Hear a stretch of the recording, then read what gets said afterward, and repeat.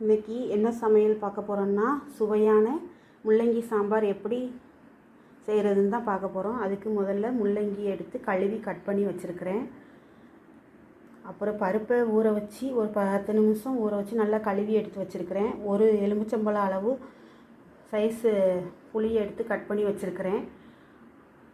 அப்புறம் கடுகு 1 டீஸ்பூன், ஜீரகம் 1 டீஸ்பூன், தனி மிளகாய் தூள் 1 டீஸ்பூன், அப்புறம் சாம்பார் பவுடர் 2 டீஸ்பூன், தாளிப்பதற்கு வத்தல் 2, ஒரு கொத்து கருவேப்பிலை, ஜீரக பவுட்ரு, தேவையான அளவு எண்ணெய், அப்புறம் தக்காளி ஒரு தக்காளியை கட் பண்ணி வச்சுருக்கிறேன், 3 பச்சை மிளகா, வெங்காயம் ஒரு 5-6 வெங்காயம், அப்புறம் 10 பல் பூண்டு. இவ்வளோ தான் ஃப்ரெண்ட்ஸ் தேவையான பொருட்கள். இப்போ வாங்க வீடியோக்குள்ளே போய் சுவையான சாம்பார் எப்படி செய்கிறதுன்னு பார்க்கலாம். அடுப்பை பற்ற வச்சு பருப்பு, அது கூட கட் பண்ணி வச்ச ஒரு தக்காளி, 3 பச்சை மிளகா, அப்புறம் கொஞ்சம் காய பவுட்ரு, அப்புறம் கொஞ்சம் மஞ்சத்தூள் சொல்ல மறந்துட்டேன் ஃப்ரெண்ட்ஸ். இது தேவையான பொருட்களில் மஞ்சள் பொடி கொஞ்சம் சேர்த்துக்கணும். அப்புறம் மஞ்சள் பொடி சேர்த்துக்கிட்ட பிந்தி கொஞ்சம் 1 டீஸ்பூன் ஜீரக பவுடர் எடுத்து வச்சுருக்கோம்ல, அதையும் சேர்த்துக்கணும். அப்புறம் இது எல்லாத்தையும் சேர்த்து பருப்பு வேகிறதுக்காக 1 டம்ளர் தண்ணி விட்டு நல்லா போட்டு எடுத்துக்கணும். பருப்பு வேகிற கொஞ்சம் ஆயில் சேர்த்துக்கலாம், கொஞ்சம் ஆயில். இப்போ பருப்பு நல்லா வெந்து வரும். இது எல்லாத்தையும் சேர்த்து ஒரு 5 விசில் விட்டு நல்லா எடுத்த பிந்தி பார்க்கலாம். சட்டி காஞ்சோன்னா அதில் கொஞ்சம் எண்ணெயை ஊற்றிட்டு வெட்டி வச்சுருக்கிற முள்ளங்கியை போடணும். ஸ்பூன் சீரகத்தூள்,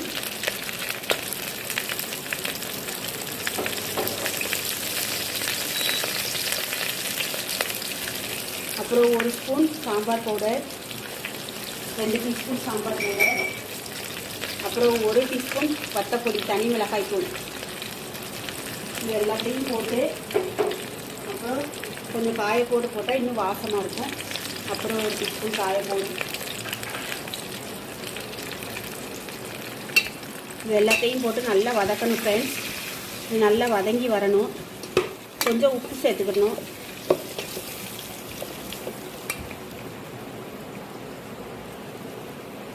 கொஞ்சம் உப்பு தேவையான அளவு.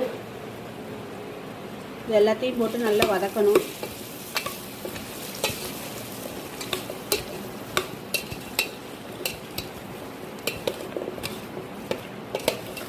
காய் நல்லா வதங்கணும் ஃப்ரெண்ட்ஸ். இப்போ தேவையான அளவு காய் வேகிறதுக்கு தேவையான அளவு தண்ணி ஊற்றணும்.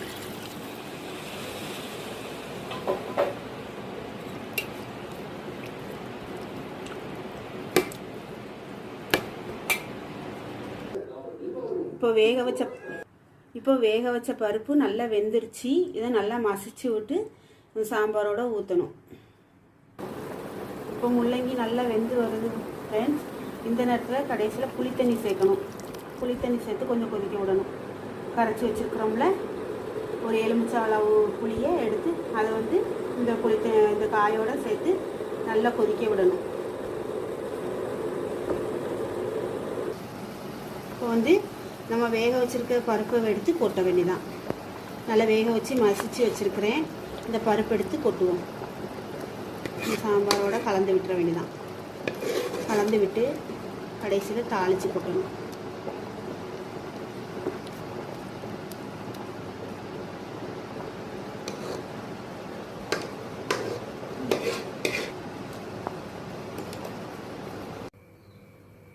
அடுப்பை பற்ற வச்சு அதில் பாத்திரம் காஞ்சதும் அதில் கொஞ்சோண்டு எண்ணெய் ஊற்றணும். 2 டீஸ்பூன் எண்ணெய். அப்புறம் எண்ணெய் காஞ்சதும்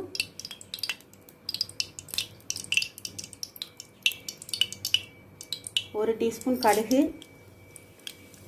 கடுகு பொரிஞ்சதும் 1 கொத்து கருவேப்பிலை, 2 வத்தல் போட்டு மசில் வெங்காயம் கட்டி வச்சுருக்கோம் இல்லையா, அந்த வெங்காயத்தையும் நல்லா வதங்கணும். வதங்கினோடனே தாளித்து சாம்பார் சாம்பாரோட கொட்டி இறக்கிற வேண்டியதான் ஃப்ரெண்ட்ஸ். அவ்வளோதான்.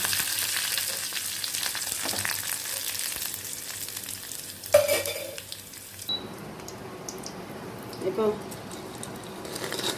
வேக வச்சு வச்சுருக்கிற சாம்பாரோட இப்போ வந்து தாளித்து கொட்ட வேண்டியதான்.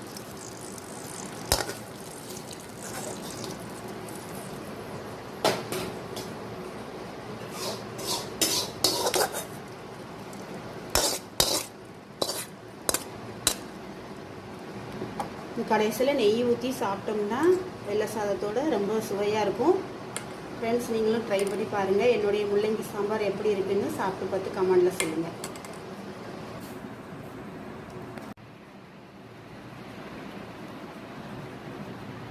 கடைசியில் மல்லி இலை தூவி இறக்க வேண்டியதான் ஃப்ரெண்ட்ஸ். குழம்புல சாம்பாரில் அவ்வளோதான் ஃப்ரெண்ட்ஸ். லாஸ்ட்டில் மல்லி இலை தூவினா நல்ல மணமாக இருக்கும்.